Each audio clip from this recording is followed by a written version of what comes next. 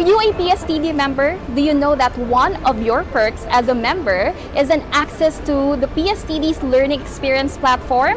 Do you know the benefits that you can get out of this? Well, let's ask our members. Hi Marian, why do you love Hi. PSTD's LXP? Oh, of course, because it's flexible and convenient and I can use it using a laptop or even through my mobile phone. So here, I'm already reading here all the resource content. Thank you.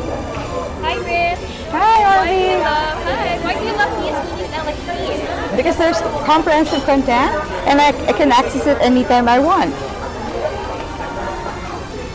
Why do you love PSTD's LXP? Hi, Marby. Of course, because I can upscale myself anytime, anywhere with highly relevant content. Hi Tina, what do you love about PSTD's LXP? Hi Marby. Yeah, I can access different resources that I can use in our project, in our company.